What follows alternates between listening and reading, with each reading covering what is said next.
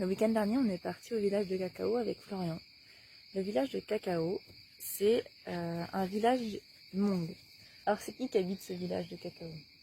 C'est des Hmong d'origine laotienne qui ont été exfiltrés d'Indochine à la fin de l'occupation, en gros à l'indépendance quoi. Et qu'on a envoyé peupler le fond de la Guyane. Ils sont devenus agriculteurs là-bas. Mais vraiment le fond de la Guyane, c'est-à-dire c'est un village vraiment perdu, Ils sont arrivés en loin de défrichant à la tout, machette. dans la forêt amazonienne, au bord d'un petit fleuve, comme il y a un fleuve. Je sais pas comment il s'appelle déjà, la Comté, comme dans Seigneur des Anneaux.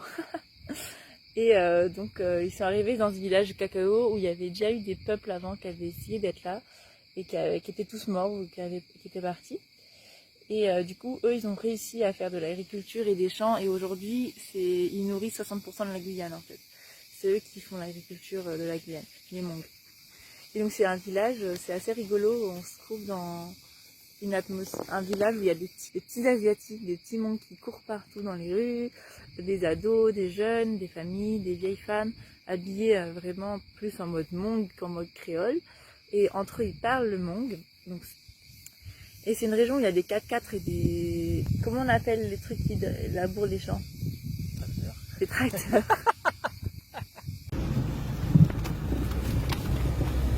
On comprend pourquoi dans cette région, ils ont tous des tracteurs.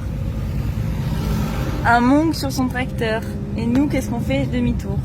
Est-ce que ça passe pas? Parce que on a peur d'être embourbé sur cette piste. C'est un pays où il y a beaucoup de boue rouge, parce que la terre de Guyane, elle est rouge-orange.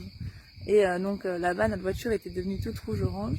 Alors les gamins de 14-16 ans, là, au lieu d'avoir des scooters, ils ont des espèces de gros de quad, voilà. C'est le stylé là-bas, c'est quand tu te balades en quad dans ce village. Voilà. Et donc Cacao est très connu pour son marché qui a lieu tous les dimanches. Le dimanche à Cacao, tu peux bouffer de la soupe pho sur une table de bois à même le marché. Avec des grandes tables partagées par les autres clients qui passent par là. C'est délicieux, c'est trop bon. Donc si vous allez en Guyane, allez manger une soupe à Cacao. Et les Hmong, ils sont trop gentils, hyper accueillants, souriants, on leur parle, enfin vraiment gentils. Et donc t'as un marché aussi de légumes. Et ils jouent à la pétanque. Ouais, il y a des mangues. Donc c'est ça, c'est que marrant, c'est que c'est un village Hmong, donc tu te crois en Asie, en même temps t'es en Amazonie, t'as un fleuve marron avec la végétation amazonienne, en même temps t'es dans un pays français avec la mairie, avec le drapeau français, donc c'est très rigolo ce village.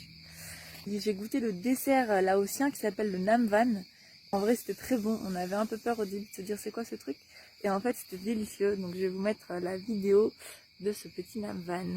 De basilic, c'est ce qui est gris, Ouais. très bon pour la digestion. Et là, c'est des billes de tapioca que je colore avec du roucou. Ah, c'est pour ça qu'il est rouge. Voilà. Orange. Les Amérindiens, ils utilisent ça pour se protéger des coups de soleil. D'accord. Les Hollandais, ils prennent ça pour colorer le fromage, la mimolette. Ah bon? C'est le roucou qu'il y a dans la mimolette? Voilà, Non. c'est des produits naturels. Et là, c'est une pâte de riz aromatisée au pandanus. Alors c'est une plante qui a le vertu de guérir les infections urinaires, des maux d'estomac et des maux de tête. Ah Là ouais. c'est la graine de lotus. Très bon pour la peau et les maux de tête. D'accord. Avec ça, je mets sirop de sucre de canne. Je mets la dose normale. Et du lait de coco et après je rajouterai des glaçons. Waouh. Voilà. Ça c'est un dessert traditionnel au Laos? Voilà. D'accord. Traditionnel du Laos. Trop cool. On peut boire toute la journée. Génial. Merci. Voilà pour Cacao, c'était une très belle expérience. Du coup, on va vous parler de Cacao. On est allé avec Florian le week-end dernier. Alors, le village de Cacao, qu'est-ce qu'on pourrait dire dessus?